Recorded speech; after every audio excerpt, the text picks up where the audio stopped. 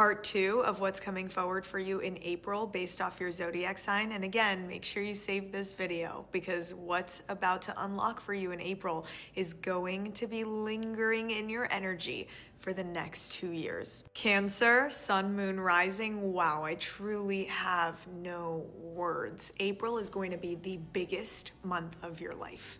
Remember me when it's over. There is about to be a massive stellium of planets in your 10th house of career, legacy, ambition, your relationship to power itself, how you show up in this world, how people see you, what you stand for, your reputation in this life. Now, this could feel a little bit like pressure because when the 10th house is activated in such a way, everything is visible. Everyone can see it. You may be pushed into a leadership role before you feel ready. You may confront the collapse of a role you thought was stable. You could realize that a career path built off security or safety or family conditioning or reliability no longer feeds your deeper fire. Saturn is taking you on a 2-year journey of building something that is going to last, of building your legacy and leaving something behind. And April kind of opens up everything that just doesn't work for you anymore when it comes to how you show up in this world.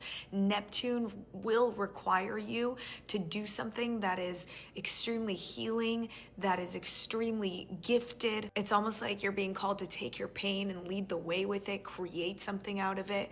And surely enough, you will get a lot of recognition for it. Chiron is activated in every way, and it'll expose wounds around achievement, being seen, being judged, being enough. Mars comes in and helps you tackle it all. Maybe you leave something behind in April, Cancer. Maybe you claim something. Maybe you stop mothering other people's visions and start standing behind your own. April makes your public life more real. It doesn't just bring career change. It just confronts you with the difference between a role and true inner calling. And once you feel that difference, it will become very hard to keep living as if they are the same. You're meant for more, and I know that you feel it deep, deep inside. And I hope you tackle any wounds around being seen and show up purely as you are with your natural gifts and talents. I hope you own it all fully, purely, without modifying it or editing it in any way, shape, or form. Be mindful of confrontation or arguments with bosses, authority figures, parents. This is more about taking charge of your life, expanding it in ways that feel outer worldly rather than allowing anyone or anything to dim your shine. Whatever it is that you begin now will stand the test of time, and people will remember you.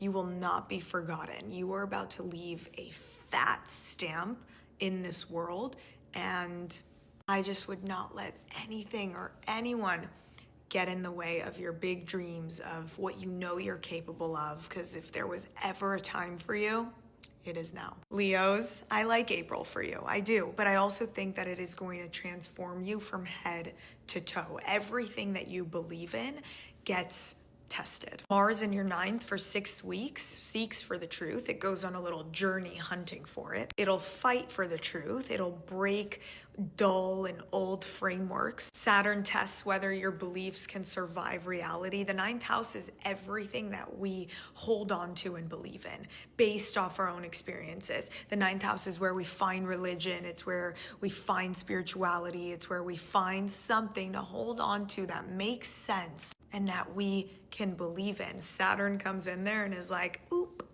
nope, you were wrong. Not in a bad way, not in a bad way at all. It just helps you find reality, find structure behind your beliefs. Neptune dissolves things that you were super, super certain about, that you held on to, that worked for you at a point in time. And this can manifest as the collapse of an inherited worldview about life. Finding yourself just unable to repeat certain dynamics that you used to preach about, and you're gonna go further and farther into the truth, trying to find something to hold on to and believe in. Some of you could literally travel to seek for meaning. Some of you could find it in a book. There could be a spiritualist, a guru, a healer, a teacher that comes into your life and changes the game for you, shows you a whole other path. Like, hey, look, this is what you could also be believing in. Like, look, it worked for me. And you just kind of lean into that way and you open up your horizons. Now that's over the course of 2 years, right? This isn't an overnight shift at all. all. But in April, you could really find yourself fighting for something that you believe in. And Leos, I hope you go everywhere. I hope you travel the world. I hope you open up your horizons. I hope you see things differently. I hope that you open up your mind, because a lot of you Leos are going to be our teachers. You are going to be publishing and writing books. This shift that's happening for you in April about your beliefs, about our world, about life, is going to get you extremely knowledgeable, and it's going to come through your own experience. The ninth house is how we form our morals, and so this could feel like a moral awakening. And what is about to come out is a version of you that walks a straight line, is morally and ethically filled with wisdom and knowledge and something to say and something to teach. I've seen people break out of their religion. I've seen people become more religious during the influence of these transits. This is the house of publishing, of news, of podcasting. So if you really believe in something, I hope that you share it with us and push it out there for the whole world to kind of grasp onto your wisdom. Virgo, I don't know if you're gonna like me for this, but we gotta talk about it. We gotta get nitty and gritty about it. Everything is about to enter your 8th house. The 8th house is where life is the opposite of neat. But with Saturn's help, you're about to find a lot of structure with intimacy, power, entanglements, financial ones especially, jealousy, taboo topics like astrology. You could get really, really into astrology with all that 8th house. This is the house of death and rebirth, sometimes physical, sometimes not. But most importantly, this is where your psychology literally transforms, like from A to Z. That's why it's such a death and rebirth house, because your versions of thinking and your fears and why you go about things a certain way and how you base intimacy, everything is about to get rewired. Now, I don't want to put Virgos in a place where I'm like, that's it, you're in your healing era. Like, take some time to heal.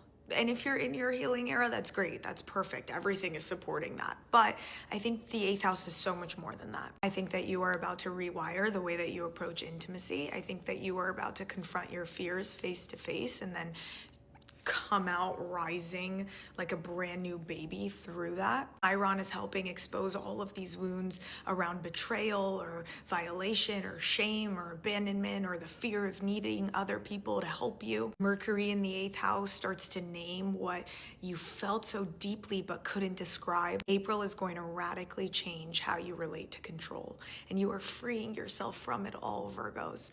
The need to hold on to someone or something really, really tightly and then watching it slip through your fingers, and the way that it makes you feel and the pain that you felt in your past. Under the stellium, you could face the truth behind a intimate bond or financial dependency, secrets that you kept hidden but also have been eating you alive. Past traumas could come up just so that you can release them all and start brand new and come out a whole new person. Virgo, this is where you reclaim your power stronger than you ever have before in every area of your life, financially, intimately, with yourself, with your children, with your friends. You stop handing your power to what wounds you. You stop calling chaos intimacy. Something in you just dies here completely. And it's likely old conditionings that have kept you safe, but also small. There's a lot of money to be made, to be had, shown in the 8th house. But first you have to let go of the fears, of the traumas, of the childhood, of what you saw growing up, of what you got entangled with in the past, whatever it is. If only you knew your power, Virgo. If only you knew that you are about to rise from the ashes like a phoenix, and it'll feel like everything is falling apart, like life is about to end, like I don't know how I'm going to get out of this, and like the water is coming up to here and you can't breathe, and that moment is where there's a miracle, where something big comes forward. Please don't let yourself down.